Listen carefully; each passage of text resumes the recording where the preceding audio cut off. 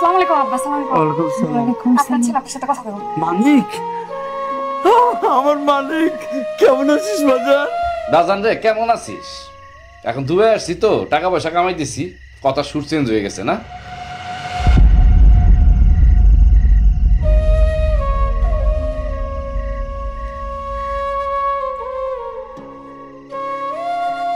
দেশে থাকতে তো একটু শান্তি দাও নাই, সময় থাকতে তো মানিক রে চিনো নাই, এর জন্য এখন এই অবস্থা। দাও আমার দাও। না, আমি এরকম পোলা লগে কথা কম না। ঠিক আছে, তোমার কথা কওয়া লাগবো না, তুমি রত্নারে দাও।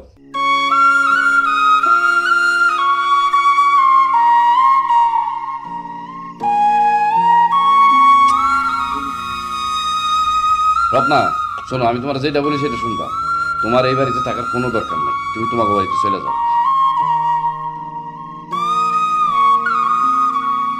এখানে যদি তুমি থাকো তাহলে তুমি ভালো থাকতে পারবে না, যাও।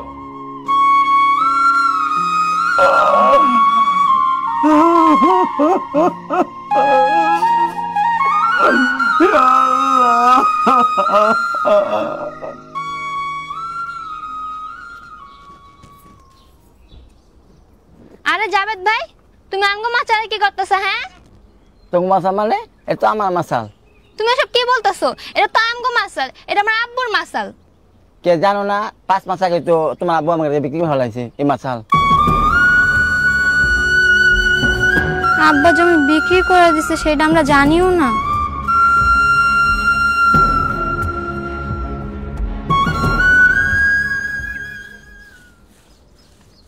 এই যাবে না কাকি, কাকাই কই? তোমার কাকাই তো বাবা হে বিয়ে না গেলে খেতে গেছে। অনেকদিন সময় দিছি, আর দিমু না। হয় আমার টাকা আমার ফেরত দেন, নাহলে এই বাড়ি ভিটা আমার নামে লিখে দিয়ে চলে যান। তুমি এসব কি কইতেছো বাবা? কিসের টাকা আর তুমি কিসের ভিটা মাটি নিয়ে যাবা? আমি তো কিছুই বুঝতেছি না। হায় রে নাটক রে। কেন কাকাই কই নাই যে এই ভিটা মাটি আমার কাছে বন্ধক রাখে 3 লাখ টাকা দিছে? কি কর? যাই হোক, কাকার এখন খুঁজেই পাওয়া যায় না। কাকা আসলে বলবেন আমি আসছিলাম।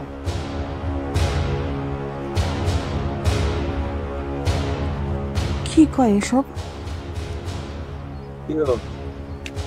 তোমরা এই জায়গা? আব্বা তুমি কই গেছিলা?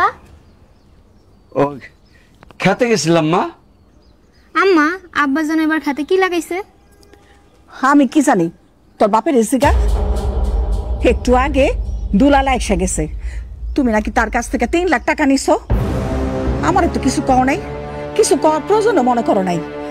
দুলাল কিন্তু সাফ সাফ কয়ে দিছে, তুমি যদি এবার তার টাকা না বুঝাই দাও তাহলে এই ভিটা মাটি সে একবারে লেখা নিব। তখন আমরা কি করুম? হ্যাঁ, একটাবার চিন্তা করছো এই শিয়ানা মাইয়া নিয়ে আমি কই যামু? গাছতলা গিয়া খারাপু যাও, একখান পোলা আছিল তাও বিয়া করে বিদেশে গেছে।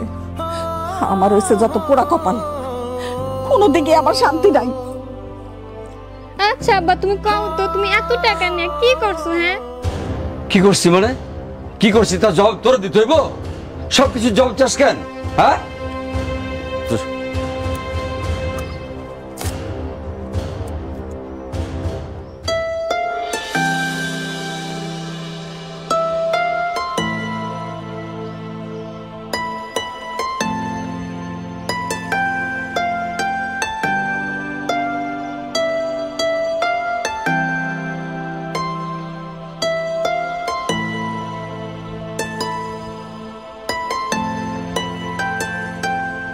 আব্বা কই গেল? আব্বার বাড়ি তো খুঁজলাম, মাচালো খুঁজলাম, কোন জায়গায় পাইলাম না। আজকে ফর্ম ফিল আপের লাস্ট ডেট, যদি আজকে ফর্ম ফিল আপটা না করতে পারি তাহলে তোমার পরীক্ষা দিতে পারবো না। ভালো লাগে না কিছু, কেমনি যে কি করবো।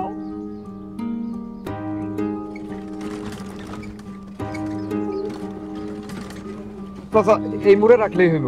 দাঁড়ান,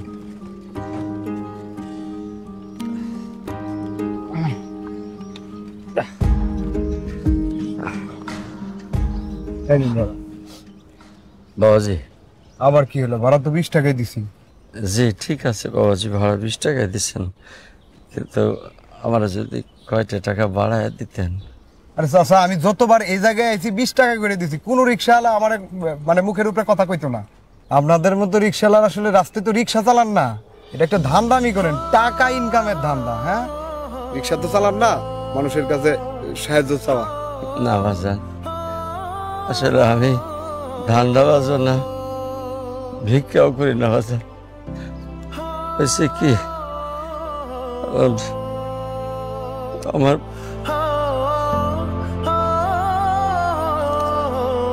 আসলে আমার একটা মায়া কলেজে পড়ে, আর কালকে পরীক্ষার ফি দেওয়ার লাস্ট ডেট। আমি টাকা জমাইছি, 500 টাকা কম পড়ে যেতেছে। যদি আপনি একটু সাহায্য করতেন, আপনাকে মতো দিলদার মানুষের কাছে চাইতেছি, যদি দেন তাহলে আমার মায়ের লেখাপড়া করতে পারি, পরীক্ষার ফিটা জমা দিতে পারি। কান্না করবেন না। এই যে আপনাকে আমি 1000 টাকাই দিচ্ছি, হ্যাঁ, 500 টাকা দিয়ে যে বাকি আছে আপনার ফর্ম ফিল আপের, আর বাকি 500 টাকা দিয়ে ভালো মন্দ কিছু বাজার করে নিয়ে যাই আজকে।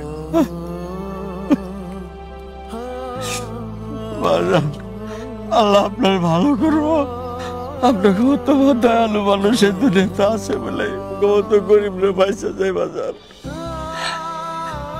অনেক বড় করুক আল্লাহ। এইভাবে কইবেন না প্লিজ, তাড়াতাড়ি যান। আসসালামু আলাইকুম। আসসালাম।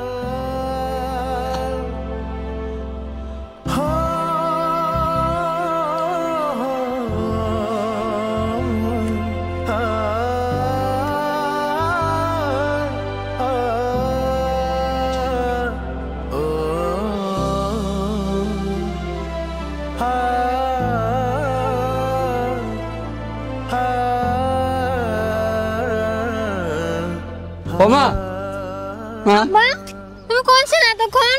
তোমার আমি কত খুঁজছি। তুমি জানো না যে আজকে ফর্ম ফিল আপের লাস্ট ডেট? হ্যাঁ, আজকে ফর্ম ফিল আপের টাকা না দিলে তো পরীক্ষাটাই দিতে পারবো না। কানিস না মা, আমি তো তোমার ফর্ম ফিল আপের টাকা আনতে গেছিলাম, ওই এক জায়গায় টাকা পাওনা ছিল, ওই টাকাটা লয়ে এলাম। কই কই কই? এই যে তোমার এক চাচার কাছে টাকা পাইতাম, হ্যাঁ আমার দিছে। এই যে 2500 টাকা লাগবে তোমার, এই যে 2500 আছে। ঠিক আছে। গো, তোমার এক চাচার কাছে টাকাটা পাইতাম, হ্যাঁ দিছে আমারে। হ্যাঁ, যাও যাও মা, আচ্ছা ঠিক আছে, গেলাম তাহলে। হ্যাঁ, যাও।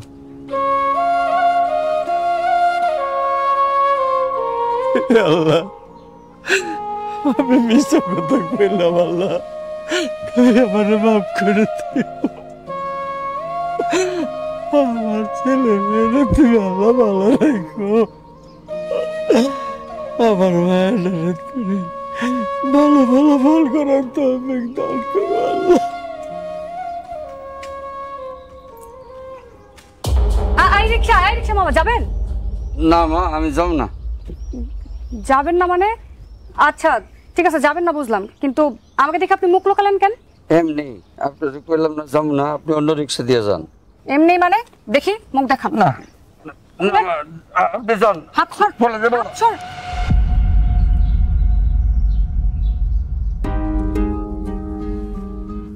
বাবা, আপনি আপনি এভাবে রাস্তায় রিক্সা নিয়ে কেন নামছেন? মানে মাগো, আসলে কি আপনি আমার বলেন, আপনি আমার খুলে বলেন, আপনি কিসের এত অভাব? আপনি কেন রিক্সা চালাবেন? আসলে আসলে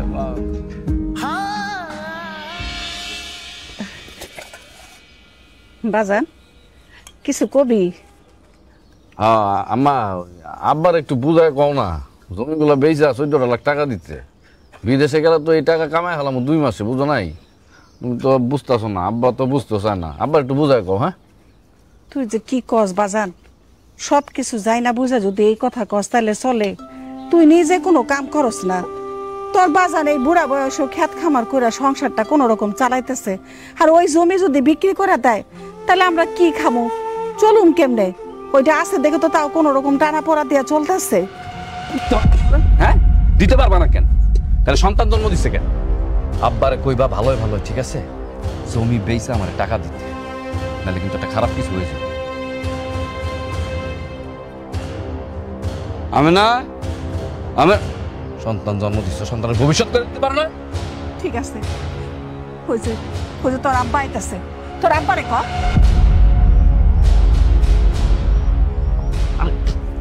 এখন যাস কে? যত সবকিছু অত্যাচার আমার উপরে, যেমন বাপ তেমন তার বেটা।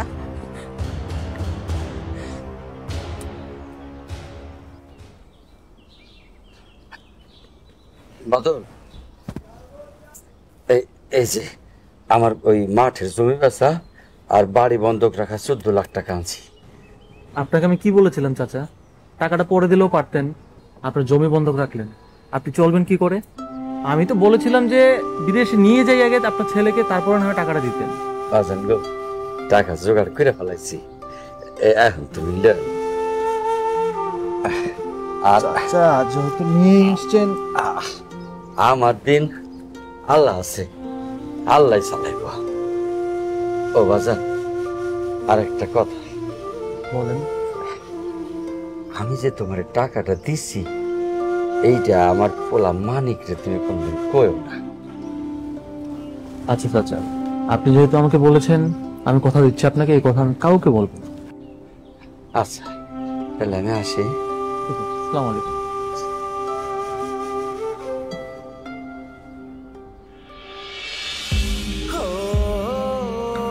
মাগো, মাগো, তোমার কাছে জোড়া করে অনুরোধ করছি, মা, আমার পোলারে তুমি এই কথাটা কইও না, পোলাই খুব কষ্ট পাইব।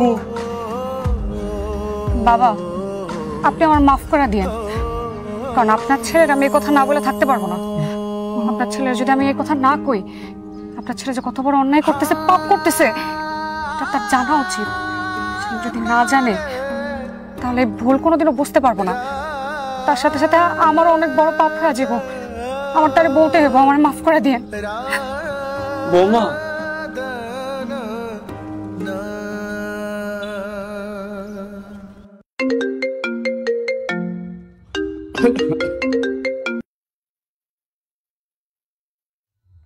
হ্যালো, আজকে তোমার বাবার সাথে দেখা হয়েছিল। তোমার কাছে কি আর কোনো কথা নাই? হ্যাঁ, তোমার বলছি, ওনার কথা তুমি আমার সামনে বলবা না? বাহ, কি অকৃতজ্ঞ ছেলে তুমি। তোমার বাবা তোমাকে এত কষ্ট করে বিদেশ পাঠাইলো, আর আজকে তুমি তার নাম নিতে নিষেধ করতেছো, তার কথাই শুনতে চাইতেছো না। তোমার বাবা অনেক পোড়া কপাল নিয়ে জন্মাইছে, বুঝছো, যে তোমার মতো ছেলে পাইছে। আর তুমি অনেক সৌভাগ্যবান যে তার মতো বাবা পাইছো। তোমাকে বিদেশে পাঠানোর জন্য তার জমি বিক্রি করছে, ভিটা মাটি বন্ধক রাখছে, আর এখন সে কি করতেছে জানো? রিক্সা চালাচ্ছে রাস্তায়। কি বলতেছো তুমি? হ্যাঁ, আমার বাবার টাকা আমি বিদেশ গেছি মানে? বিশ্বাস না হলে খবর নিয়ে দেখো, আর নিজের বাবার প্রতি দায়িত্বশীল হোক। হ্যালো হ্যালো,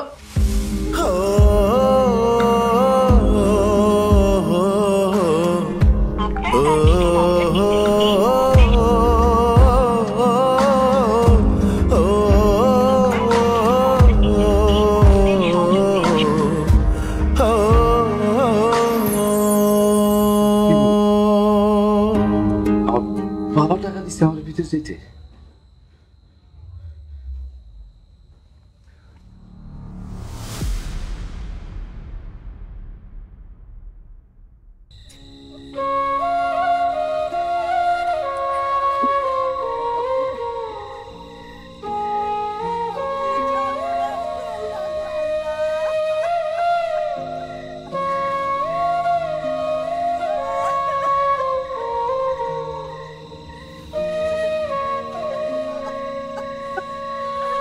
আম্মা, আম্মা, কি ব্যাপার? এটা কার লাশ? আমাকে বাড়ির উঠানে কেন?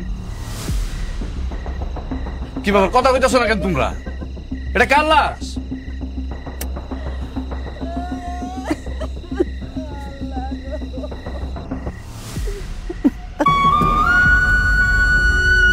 আব্বার কি হয়েছে?